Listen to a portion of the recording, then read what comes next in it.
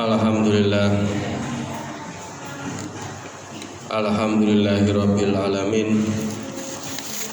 Alladzi khalaqal insana fi ahsani taqwim. Asyhadu an la ilaha illallah wahdahu la syarikalah al-malikul haqqul mubin. Wa asyhadu anna sayyidana Muhammadan abduhu wa rasuluh shadiqul wa'dil amin. Allahumma sholli wa sallim ala sayyidina Muhammad wa ala alihi wa ashabihi wa dzurriyyatihi wa man tabi'ahum bi ihsanin ila yaumiddin, amma ba'd. Fa ya ayyuhal khadirun ittaqullaha haqqa tuqatih wa la tamutunna illa wa antum muslimun. Wa qala ta'ala fi kitabil karim, a'udzu billahi minasyaitonir rajim, bismillahirrahmanirrahim. Ya ayyuhalladzina amanu wa qulu qawlan sadida yuslih lakum a'malakum wa yaghfir lakum dzunubakum wa may yuti'illaha wa rasulahu faqad faza fawzan 'azima. Shadaqallahul 'azim. Hadirin jamaah sholat Jumat rahimakumullah. Marilah pada kesempatan siang hari ini kita bersama-sama untuk berniat melaksanakan apapun yang diperintahkan oleh Allah dan berusaha untuk meninggalkan apapun yang dilarang oleh Allah, sekecil apapun larangan itu.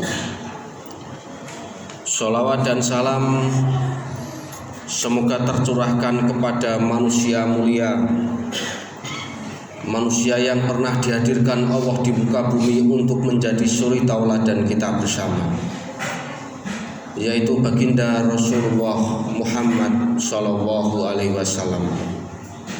Mudah-mudahan kita bisa meniru segala perbuatan dari baginda Rasul Sallallahu Alaihi Wasallam. Hadirin jamaah sholat Jumat rahimakumullah. Dalam berbagai tempat dalam Quran ada beberapa rujukan di mana Allah memberikan penjelasan terkait perbuatan yang dilarang oleh Allah, yaitu korupsi. Salah satunya di dalam surat Ali Imran ayat 161, di mana Allah berfirman, a'udzu billahi minasyaitonir rajim, bismillahirrahmanirrahim. Wa ma kana linabiyyin ayyahul wa may yaghlul ya'ti bima ghalla yaumal qiyamah tsumma tuwaffa kullu nafsin ma kasabat wa hum la yudlamun. Artinya tidak layak seorang nabi menyelewengkan harta rampasan perang. Siapa yang menyelewengkannya, niscaya pada hari kiamat dia akan datang membawa apa yang diselewengkannya itu. Kemudian setiap orang akan diberi balasan secara sempurna sesuai apa yang mereka lakukan dan mereka zalimi. Korupsi dalam ayat di atas disebut dengan ghulul. Ghulul berarti pengkhianatan terhadap amanah, karena inti dari korupsi adalah penyalahgunaan kepercayaan untuk kepentingan pribadi. Dalam hadis Nabi Muhammad SAW juga banyak rujukan mengenai korupsi dan jenis-jenis korupsi. Di antaranya adalah penyuapan, penerimaan hadiah dari pejabat atau gratifikasi, penggelapan dan sebagainya. Sehingga Islam hadir sebagai agama yang memberikan manfaat untuk kemaslahatan manusia, tentu memberikan panduan dan strategi dalam memberantas korupsi. Sebagaimana kita tahu dan maklum bersama, negeri kita penyakit korupsi itu seperti penyakit yang menggurita, seperti vampir ketika satu manusia vampir menggigit manusia lain, maka yang digigit akan menjadi vampir, dan yang akan digigit pula akibatnya akan menjadi vampir, dan seterusnya dan seterusnya. Maka perilaku korupsi itu ibarat penyakit yang luar biasa yang harus diobati. Hadirin jamaah sholat Jumat rahimakumullah.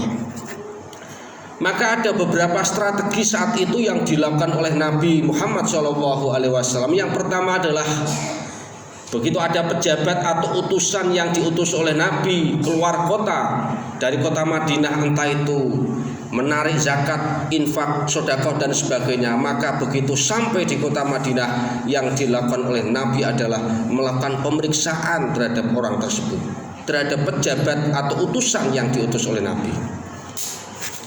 Yang kedua yang dilakukan oleh Nabi, dan ini menjadi sebuah efek psikologis sanksi sosial, di mana Nabi pernah tidak mensolatkan jenazah terhadap perilaku atau seorang koruptor pada masa itu.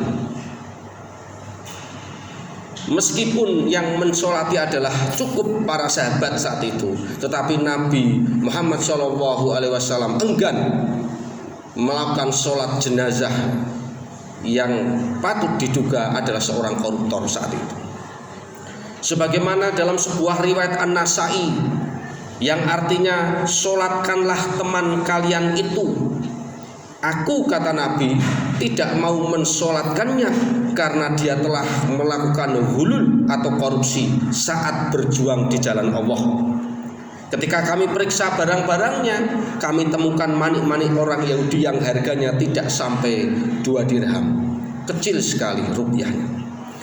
Hal ini beliau lakukan sebagai sanksi sosial, karena kita tahu bahwa Nabi Muhammad tidak hanya sebagai pemimpin agama, tetapi beliau juga sebagai pemimpin pemerintahan saat itu, kepala negara saat itu.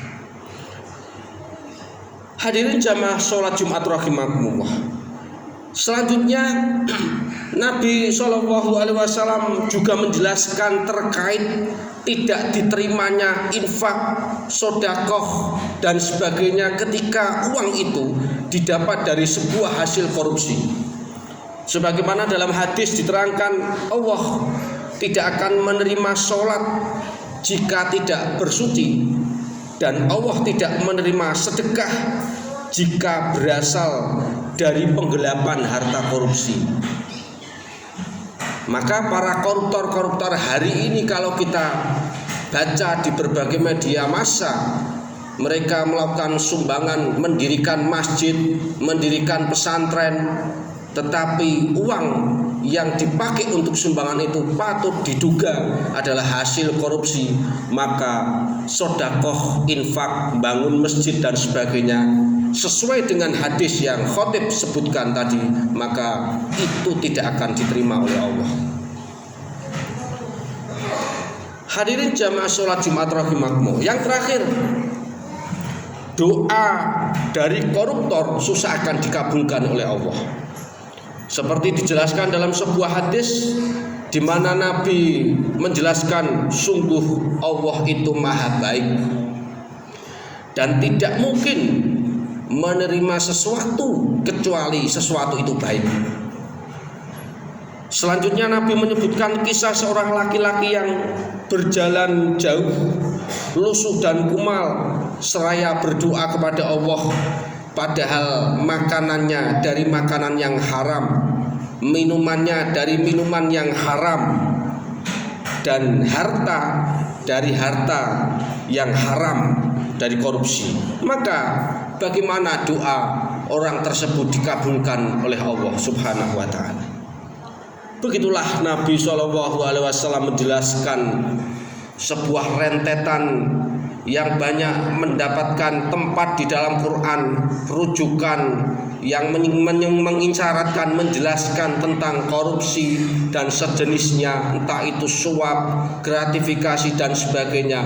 Tentu pada intinya adalah kita jangan mudah untuk memakan atau memakai harta yang bukan harta kita, entah itu mencuri, entah itu korupsi, menyuap, mendapatkan gratifikasi ketika kita menjadi seorang pejabat, yang pejabat itu sudah diberikan hak dan kewajiban kewenangannya, tetapi masih menerima berupa hadiah dan sebagainya. Maka dari itulah hadirin jamaah sholat Jumat rahimakumullah, larangan-larangan Allah yang ada di dalam Quran salah satunya adalah larangan untuk korupsi harusnya menjadi nilai dasar pijakan kita dalam hidup, dalam kehidupan ini. Sehingga apapun yang diperintahkan, apapun yang dilarang oleh Allah, yang dilarang sekecil apapun, termasuk perbuatan korup, mencuri, menggunakan wewenang dan sebagainya, tentu selangkah demi selangkah harus kita jauh. Mudah-mudahan Allah Subhanahu wa Ta'ala tidak mengkategorikan kita menjadi orang-orang yang bangkrut di hari kiamat. Karena apa? Karena hak adami, dosa Adam, dosa kepada sesama manusia, salah satunya ketika kita mengambil harta yang bukan hak milik kita. Mudah-mudahan Allah Subhanahu wa Ta'ala juga selalu memberikan taufik, hidayah, inayah kepada kita semua, sehingga kita bisa menjauhi hal-hal yang dilarang oleh Allah, termasuk diantaranya adalah melakukan penyalahgunaan kekuasaan dalam bidang harta, yaitu korupsi. Amin, Allahumma amin. A'udzubillahi minasyaitonirrajim. Bismillahirrahmanirrahim. Wal asri innal insana lafi khusrin illal ladzina amanu wa amilus solihati wa tawassaw bil haqq wa tawassaw bis sabr wa qur rabbir warham wa anta khairur rahimin. Allahumma salli wa sallim wa zid wa an'im wa tafaddal wa barik bi jalalika wa kamalika ala jami'i ibadika wa asrafi ibadika sayyidina rabbi wa azam wa imamina ibn al-kharam sayyidina wa maulana Muhammad wa ala alihi wa sahbihi wa sallim wa radiyallahu tabaraka wa ta'ala an kulli sahabati rasulillahi ajma'in.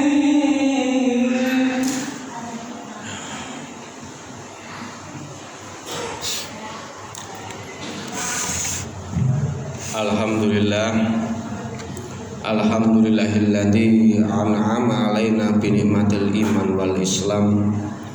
Asyhadu an la ilaha illallah wahdahu la syarikalah wa asyhadu anna sayyidana Muhammadan abduhu wa rasuluh alladzi la nabiyya ba'dah. Allahumma sholli wa sallim ala sayyidina Muhammad ibni Abdillah wa ala alihi wa ashabihi wa dzurriyyatihi wa man tabi'ahum bi ihsanin ila yaumil qiyamah, amma ba'd. Fa ya ayyuhal hadirun ittaqullaha la'allakum tuflihun. Wa qala ta'ala fi kitabil karim, a'udzu billahi minasyaitonir rajim. Bismillahirrahmanirrahim. Innallaha wa malaikatahu yusholluna 'alan nabi ya ayyuhalladzina amanu shollu 'alaihi wa sallimu taslima bi rahmatika ya arhamar rahimin. Allahumma ighfir lil muslimina wal muslimat wal mu'minina wal mu'minat al ahya'i minhum wal amwat innaka ala kulli syai'in qadir. Rabbana dzalamna anfusana wa illam taghfir lana wa tarhamna lanakunanna minal khasirin.